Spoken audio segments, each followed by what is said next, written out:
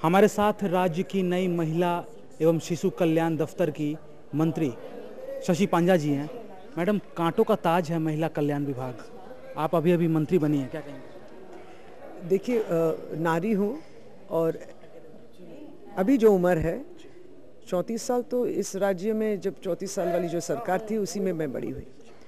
तो मुझे मालूम है, या मैं देखी हूँ या साक्षी हूँ कि किस तरीके से घर पे या बाहर, स्कूल में, बसों में, रास्ते में, स्टेशन में, सब जगह किस तरीके से महिलाओं को या बच्चियों पर किस तरीके के जुल्म होते थे। लेकिन सरकार तब क्या की थी और सरकार अब क्या कर रही है। अब तो मैं काफ़ी हद तक आई एम मैच्योर एडल्ट, और अब जो 2.5 साल या 3 साल होने को है मई महीना में, ये सरकार किस तरीके की सोच रखती है। सेंसिटिव अप्रोच जो है कि सोचते हैं और समझते हैं, और सच्ची जो है कोशिश है कि नारियों को किस तरीके से सुरक्षित रखा जाए। जो नारी के ऊपर जो पीड़ा या दमन या निर्यातन करते हैं या अत्याचार करते हैं, इनकी सोच जो है एक अलग ही है। ये they are a society by themselves. गलत सोच, और ये जो है this is a social crime या सोशल वीकनेस है हम लोग की नारी को दमन करके वो क्या अचीव करते हैं मुझे नहीं मालूम। लेकिन इस राज्य में जहाँ हमारी माननीय मुख्यमंत्री जिस तरीके से हर वर्ग के आदमी या औरत के बारे में सोचती हैं, वहाँ ये भी सोचती हैं कि अगर नारियों को सुरक्षित रखा जाए, नारियों तक स्वास्थ्य, शिक्षा और पॉलिटिकल रिप्रेजेंटेशन जो है, राजनीतिक रूप से उनको तैयार किया जाए, और उन तक जो है जो कानून जो है देश की जो एक कानून है उसके बारे में उनको अगर समझ उन तक पहुंचाया जाए, तो ये जो है काफ़ी हद तक इसको नियंत्रण में आया। पंजा जी, एक सवाल है कि बहुत लोग ऐसे कहते हैं कि कोलकाता में डर लगता है, लड़कियां कहती हैं, महिलाएं कहती हैं, बंगाल में रात को जाने से डर लगता है। आप नई मंत्री बनी हैं, तो इस पर आप क्या सोचती हैं? मैं अभी भी कहती हूँ ये एकदम गलत प्रचार है। ये मेरे ख्याल में एकदम गलत प्रचार है। I don't know, it is more of an hype.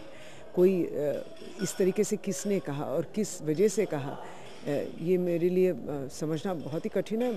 I still think এটাকে যেটা আমরা অপপ্রচার বলি, এটা সম্পূর্ণভাবে অপপ্রচার।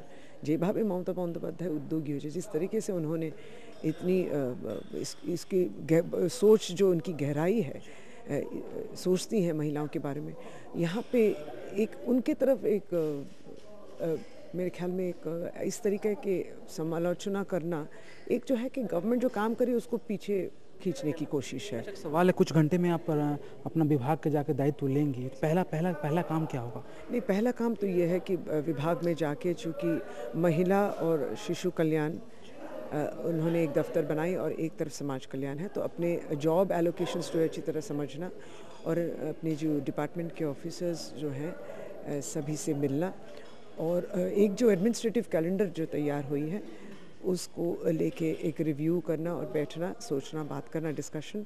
और ख़ास तौर से चूँकि अब जनवरी, फरवरी, मार्च आर्थिक जो साल है वो उसके भी करीब लास्ट की तरफ हम लोग हैं, और इसके बाद लोकसभा निर्वाचन, उसके पहले कोड ऑफ कंडक्ट।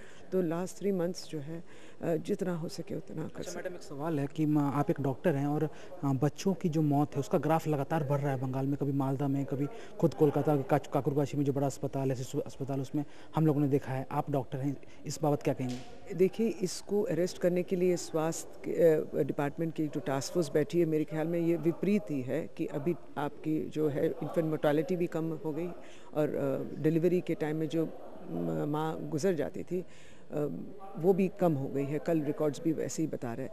ये जैसे हमने पहले भी कहा कि बच्चे जो है जब लो बर्थ वेट जन्म लेते हैं तो बच्चों को बचाना मुश्किल हो जाता है। लेकिन जो 34 साल की जो सरकार थी, जहाँ 6 SNCU उन्होंने बनाया, वहाँ पे ये सरकार 2.5 साल में करीब 40 SNCU, जहाँ पे ये जो छोटे बच्चे जन्म जब लेते हैं उनको बचाने के लिए, और बहुत बहुत बच्चे जो हैं बच भी गए। दूसरी बात यह है कि छोटा बच्चा जन्म भी क्यों लेगा, तो यहाँ पे नारी की जो स्वास्थ्य है, नारी की जो चेकअप है, एंटीनेटल चेकअप है, मातृजान से शुरू करके स्वास्थ्य डिपार्टमेंट की तरफ से इतनी माननीय मुख्यमंत्री ममता बनर्जी ऐसी सोच रखा है कि जो नारी जो है अब घर पे डिलीवरी नहीं करेंगे, रेगुलर एंटीनेटल चेकअप में आएंगे, हॉस्पिटल में जाएंगे, सरकारी हॉस्पिटल में जाएंगे। राष्ट्रीय स्वास्थ्य बीमा योजना के माध्यम से ये सब तरीके की फैसिलिटी सबों को पहुँच रही है, अब इनको भी पहुँचेगी। और जननी सुरक्षा जो है GSSK और GSY स्कीम्स जो है, इसको भी अच्छी तरह इम्प्लीमेंट करके जो है हर तरीके से इंसेंटिव और उनको मोटिवेट किया जाए कि आप हॉस्पिटल में आके हॉस्पिटल डिलीवर कीजिए और चेकअप वगैरह भी कीजिए, तो है कि बच्चा सही तरीके से स्वस्थ जन्म लेगा।